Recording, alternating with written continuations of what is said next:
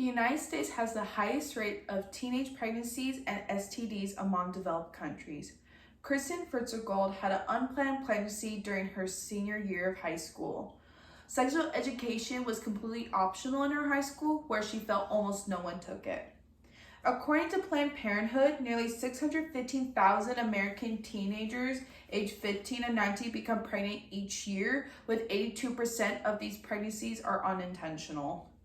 Since 6 out of 10 young women have sex as adults, the average age of when menstruation first begins has dropped to 12 or 13 years old, and most teenage girls are at risk of becoming pregnant. A variety of interventions are needed in the United States to reduce the occurrence of teenage pregnancy and the negative consequences that come with it. The percentage of schools where students are expected to obtain guidance on human sexuality, pregnancy, and STI prevention has gradually decreased since 2000.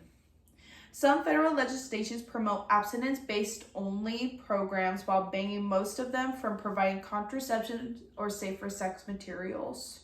The lack of sexual education is a major cause of unplanned pregnancies and contracting STDs, and we must decline this by implementing comprehensive sexual education. Today, I will share with you how comprehensive sexual education promotes healthy sexual development, getting parents involved, and what we can do at a national level to give the knowledge to our students. Teen pregnancy and childbirth have severe implications. Pregnant teenagers are more likely than women who postpone childbirth to experience maternal cancer, abortion, stillbirth, and neonatal death. Teen mothers are less likely to graduate high school and are more likely to live in poverty and depend on welfare compared to those who postpone childbirth. Half of teenagers have never heard of emergency contraception pills and are unaware that a woman can avoid pregnancy after unprotected intercourse. In one analysis, only 50% of 12 to 14-year-old girls have heard of emergency contraceptive pills, compared to 44% of 15 to 16-year-old girls and 51% of 17 to 18-year-old girls. About 70% of people misjudge how soon after a sexual experience emergency contraceptive pills need to be taken. More than a quarter of teenagers claim that a birth control pill protects them from STIs such as HIV and AIDS. 3 million adolescents in the U.S. develop a STD each year. STDs may have lifelong results if untreated or undetected, such as infertility. According to the Centers for Disease Control and Prevention, in a 2018 surveillance, teenage girls have the highest rate of chlamydia and gonorrhea. Why are teens oblivious to these precautions and the risk associated with early pregnancies and STIs?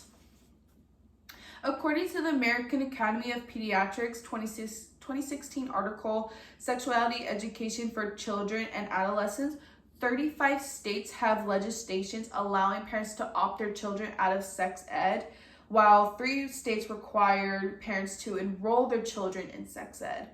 Parents can take their child out for no reason from when asking permission from the school. 30 states have abstinence sex ed that prohibits most of them from offering contraceptives or safer sex materials. A recent study found that this approach to sex ed struggles to reduce teenage pregnancy and it only increases them. Only abstinence-only instruction is given to 1 out of every 4 teenagers, and 9% of teenagers, especially those who live in poverty, receive no sex ed. In document surveys, the majority of parents in the U.S. support sexual health education in schools. However, most parents favored abstinence-based rather than abstinence-only services, according to the results. A national poll of middle and high school parents conducted in May of 2016 showed that 70% agreed that sex ed should be taught in schools. A 2014 study found that 94% of parents support sex education in middle school and 96% of parents support it in high school. What can we do to change the learning policy of sexual education with the involvement of parents? First, we must have schools hold interactive meetings with parents to encourage them to be part of the sex ed at school and at home, where they can review the planned curriculum and materials. Children who are well informed and comfortable discussing sex with their parents are the least likely to engage in sexual activity as teenagers. According to the National Association of School Nurses, parents and families are the main sources of sexual health education, so it's important to keep an open dialogue with the school about the school-based sex ed education. Next, we need to petition to the United States legislators to change the sex ed curriculum to be more comprehensive.